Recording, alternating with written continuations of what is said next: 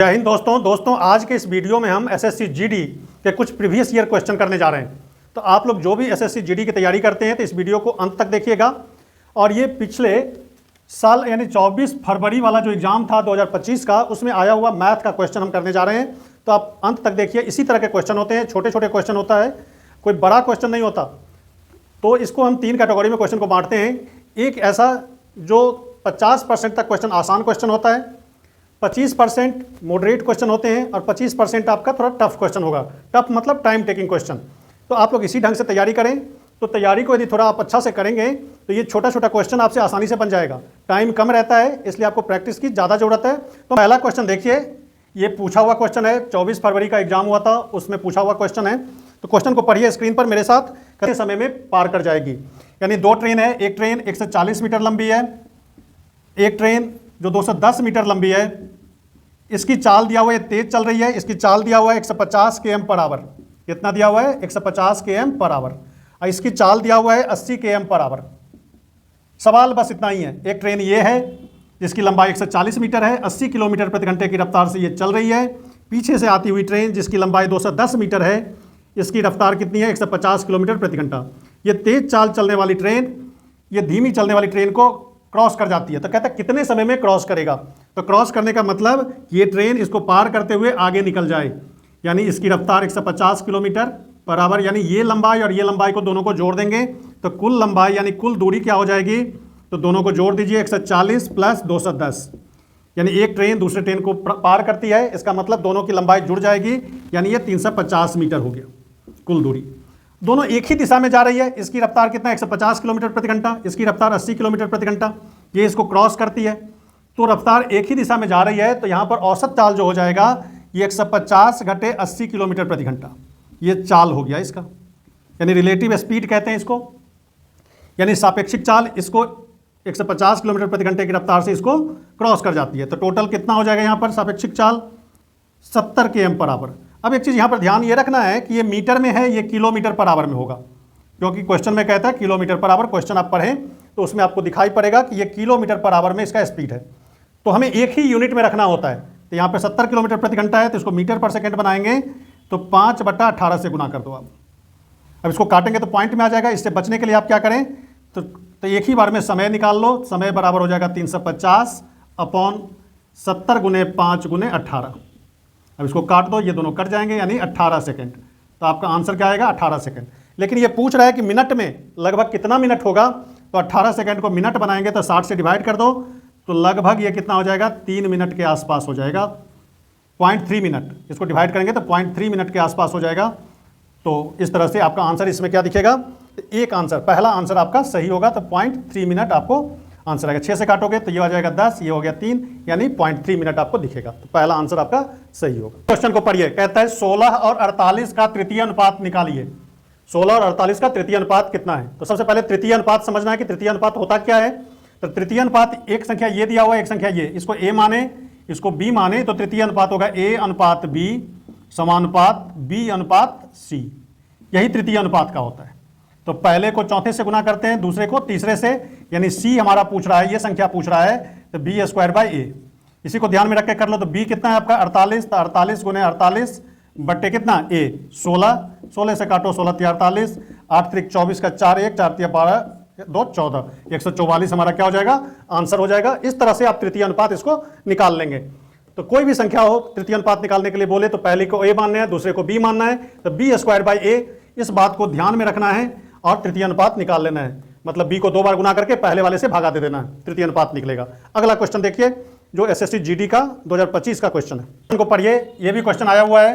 कहता है एक संख्या को 15%, पहले 15% घटाया जाता है और फिर 20% बढ़ाया जाता है। क्वेश्चन को गौर से पढ़ना। एक संख्या को पहले 15% घटाया जाता है, फिर 20% बढ़ाया जाता है। इस प्रकार प्राप्त संख्या मूल संख्या से 78 अधिक है। जो संख्या में प्राप्त होती है लास्ट में घटाने बढ़ाने के बाद, वो पहली संख्या से, यदि ओरिजिनल नंबर से 78 ज़्यादा है, तो कहता है ओरिजिनल संख्या क्या है, मूल संख्या क्या है। क्या कहता है? एक संख्या है तो उसको हम 100 मान लेते हैं।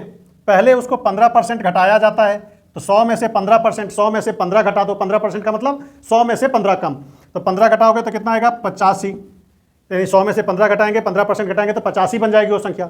फिर कहता है इस संख्या को 20% बढ़ा दो, तो 20% बढ़ाएंगे तो 85 का 20% बढ़ाएंगे तो 85 गुने कितना 120/100, यानी 85 गुने 6/5 कर लो, 5 से करोगे तो कितना आएगा 17×5 = 85, 17 छक्के कितना होता है 102, यानी पहले 15% घटाया, 15% घटा दिया हमने, फिर 20% हमने बढ़ा दिया, तो 85 बन गया 102, तो ओरिजिनल नंबर हमारा 100 था, बन गया 102, यानी कितना का डिफरेंस, इससे ये कितना अधिक है 2 अधिक है।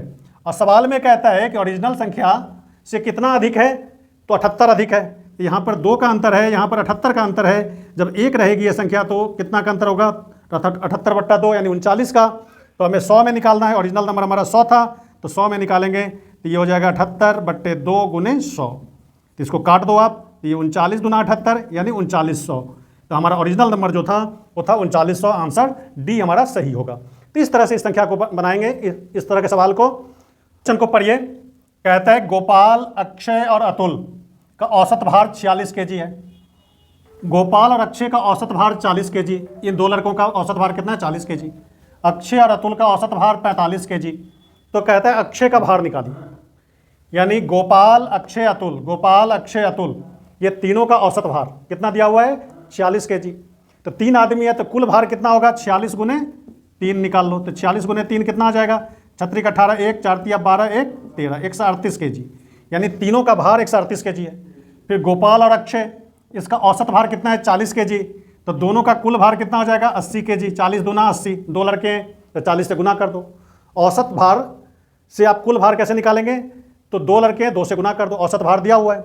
उसी तरह अक्षय और अतुल का 45 kg, तो 45 दूना कितना हो जाएगा 90, तो यहाँ पे 90 kg एक ही बार में लिखते हैं, आप समझना। औसत भार को आप आदमी की संख्या यानी डाटा से गुना कर देंगे तो निकलेगा आपको टोटल, तो 90 kg। अब कहता है अक्षय का भार निकालने के लिए, तो देखो गोपाल अक्षय को मिलकर के 80, अक्षय और अतुल मिलकर 90, तो ये दोनों को जोड़ेंगे तो गोपाल, अक्षय, अतुल, यानी तीनों का भार आपको पता है अतुल, एक अक्षय एक्स्ट्रा बच जाता है तो एक अक्षय हो गया ऐसे, तो ये तीनों मिलकर के कितना दिया हुआ है 138, अक्षय का कितना निकालना है हमें, ये अक्षय बच गया, ये दोनों जोड़ेंगे तो 170, तो अक्षय कितना हो जाएगा, तो इसमें से घटा लो, तो अक्षय का हो गया 170 माइनस 138, समझने के लिए आप ऐसे समझ सकते हैं, तो इसमें से इसको घटाओ तो ये 2 हो गया, ये 3, यानी 32 kg आपका क्या हो जाएगा आंसर ए। तो हमने लिख दिया है, आपको समझने में आ जाएगा। गोपाल, अक्षय, अतुल, तीनों का औसत भार दिया हुआ, तीनों का कुल भार 138 kg, ये दोनों का भार जोड़ करके इसमें से घटा देना है, 80 में से 90 यहीं पे कर सकते हैं आप। अक्षय अतुल का भार 45 है तो ये 90 हो जाएगा टोटल, यहाँ पर आप कर सकते हैं शॉर्टकट, तो 80 kg हो जाएगा, 90 80 कितना हो जाएगा 170, उसमें से 46 दिया 138 घटा दो आप, 138, तो ये हो जाएगा 170 में से 138 घटाओ तो 32 kg का हो जाएगा। तो आंसर आप ऐसे ही निकाल सकते हैं, ये आपको समझाने के लिए हमने लिखा है, यदि आपका कंसेप्ट क्लियर नहीं है तो इसको देखें, नहीं तो आप यहीं से आंसर निकाल लें। तो इस तरह से आप SSC GD के पूछे हुए क्वेश्चन देखेंगे और इस वीडियो को अंत तक देखना आप। इसी तरह के क्वेश्चन रहते हैं, कोई बड़ा क्वेश्चन नहीं होता है, 1-2 क्वेश्चन हर एक सेट में आपको थोड़ा सा टाइम टेकिंग मिलेगा, तो उससे घबराना नहीं है, आप पढ़ाई जारी रखिए। कहीं भी कोई दिक्कत आती हो, स्क्रीन पे जो नंबर दिख रहा होगा उस पर आप संपर्क कर सकते हैं। अभी हमारे पास संसाधन की थोड़ी कमी है, तो आप हमें थोड़ा सपोर्ट करें, तो ये भी चैनल ग्रो करके एक बड़ा प्लेटफॉर्म की ओर अग्रसर हो जाएगा, तो आपको एक बेहतरीन मंच मिल पाएगा। आप तैयारी करें जम के, अपने दोस्तों में शेयर करें। यदि फेसबुक और इंस्टाग्राम पर एक्टिव हैं तो वहाँ पर जाकर के झा एग्जाम पेज को जरूर सब्सक्राइब कर लें, फॉलो करें, शेयर करें, तो ये थोड़ा सा सपोर्ट करके आप हमें थोड़ा सा आगे बढ़ने का मौका दें। जय हिंद।